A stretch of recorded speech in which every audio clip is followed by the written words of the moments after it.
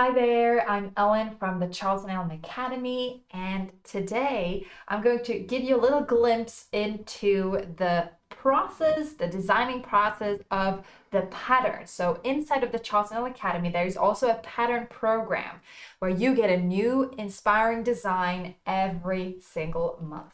So this one that I'm working on right here that you can see is actually going to be the next month's design, which is why I'm showing it to you right now. I tend to work on each design in the previous month, so to say, to just really make it a real-time experience. In that way, I'm also able to incorporate and take into account your wishes and desires for designs.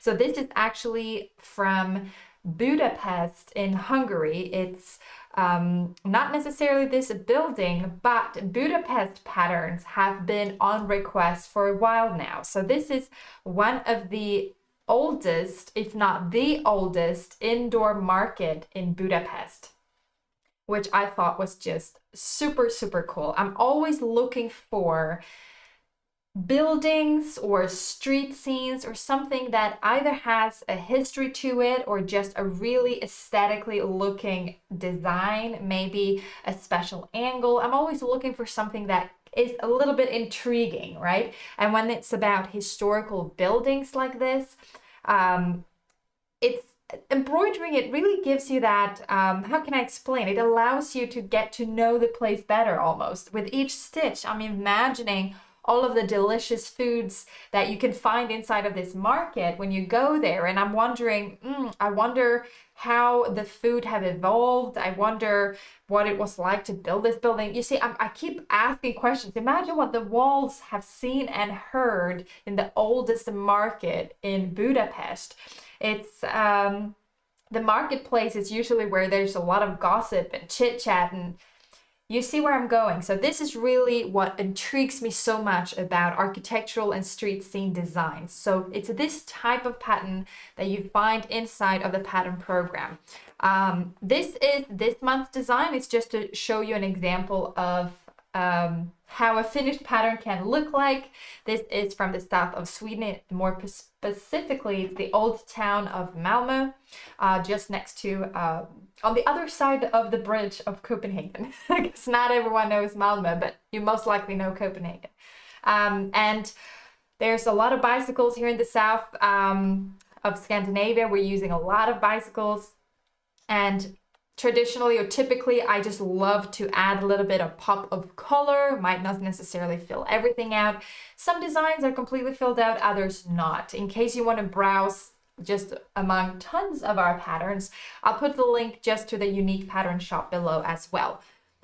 But enough of chit chat. I'm actually gonna get stitching today as well. So I wanted to just really jump in here in the middle of the design. This is looking quite advanced, but as with most of our designs, it's really about repetition. So you're going to see that we're having full courses as well on architectural hand embroidery, where you will quickly notice that if you just slow down a little bit, I'm going to start stitching here.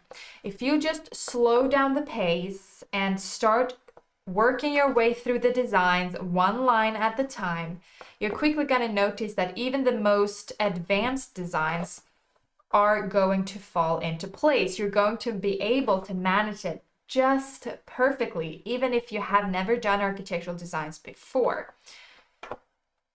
I am using here a back stitch. I'm also using a single strand. Thanks to the single strand, it gives this more drawing look. So here is the original drawing. I always draw all of our designs by hand. It really, personally at least, I feel that it adds this authentic touch to it. This is not drawn on a computer or anything. It's me just hand drawing it with a pencil, maybe some rubber if I do some mistake.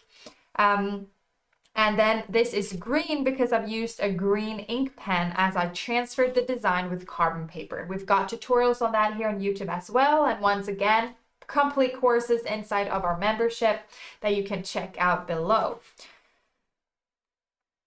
By using single strands, you are able to align align a lot of lines close together and thereby get this very luxurious look.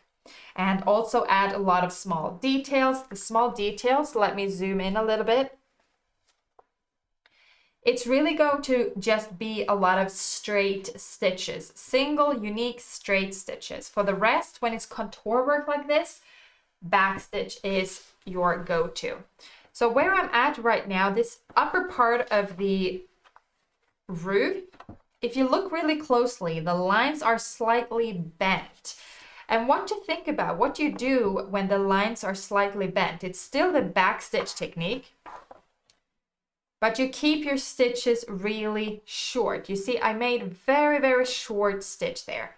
Going back, because the shorter your stitches, the easier it is to control your line, the better you're going to be able to place and make your lines the way you want them to be. If you just make a long, technically, the width of this area right here, of the upper part of the roof, it's thin enough to be able to do just one straight stitch. I'll show you. Just one straight stitch all over. But if you do that, wrong direction, there we go. If you do that, then you're not going to get this rounded shape. So it's in these small details of really making small stitches and enhancing and following the rounded shapes. That's really how you're going to bring architectural designs to life. It's not only these straight and neat lines. From time to time, you're going to be doing also rounded shapes. For example, depending on what angle you're looking at the house and if there's any reflection, if there are windows, etc. It's not all of the houses, obviously, that have rounded shapes. But again, depending on where you're from, the angle of the line, all of these types of things are going to differ. I think the building or the pattern that had the most rounded shapes, it's Casa Batlló in Barcelona by Gaudi. He's an expert at it. Actually makes me think that I would like to make some more patterns of Gaudi. But that's a really popular pattern that we've got. I'll put the link to that below as well.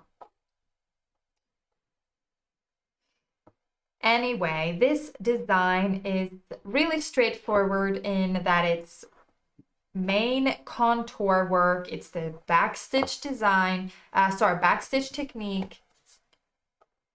And just to think about on the smaller rounded shapes, such as up here, to keep the stitches short.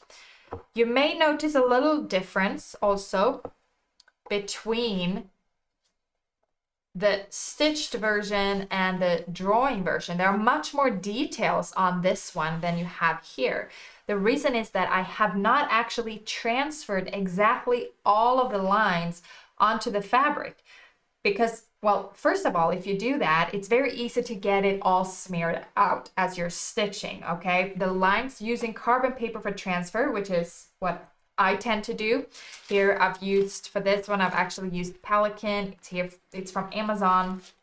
I ordered, you can see how it looks like when it's been transferred. I can use this paper again.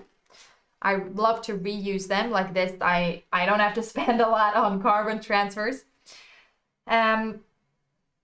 If you transfer a lot of lines close to each other, they can easily smear together or smear out and kind of like blend together. It just gets really messy. I find it much better to transfer the main contours. I go into more detail on this on the full tutorial on how to transfer using carbon paper. But doing the main contours, you are able that later on to add the smaller details simply using your design as reference. So you can always keep that keep it next to you, and you know that, okay, these are the main windows up here.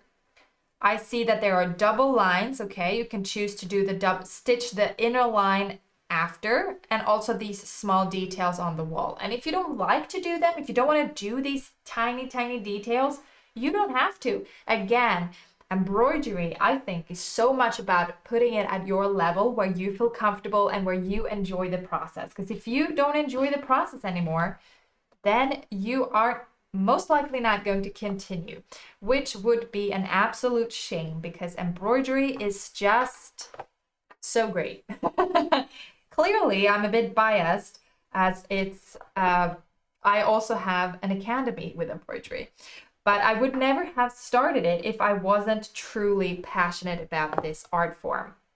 I find modern hand embroidery to be so relaxing, so rewarding, because you can really feel how the designs are growing in your hands. You can feel how you're advancing. It's not just visual, but it's also physical, concrete, sensual, textual, all of the good things for a good arts project. I'm going to keep finishing this up, and for all of you that are watching that are already members in the Charles and Elin Academy, well, 1st of August, you're able to find this design of the indoor market in Budapest inside of your account. And if you're not yet a member, come and join us. Check it out. See how it can benefit you. You're able to join us for as many or few months as suits you. There is no pressure here, no time commitment. It just wouldn't make sense really, because arts is something that comes from the heart, and you need to feel that desire to create yourself, or else it's not going to be fun. This is all about taking the good parts of modern hand embroidery. There are courses on architectural hand embroidery going much more in depth. We've got embroidery on clothes. We've got a lot of different stuff, abstract embroidery. So be sure to check that out. And if you haven't downloaded this month's design yet, you've got this here. That's what's up at the moment.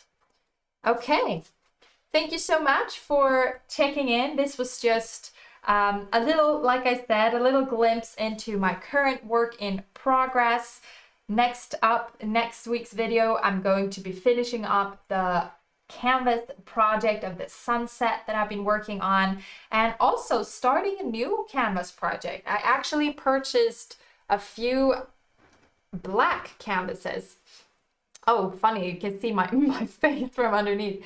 But I actually purchased some black canvases that I'm excited to get started working on as well. So watch this space, subscribe, and leave me a comment. Let me know if you are or have tried architectural embroidery. And yeah, so long. I'll see you in the next one.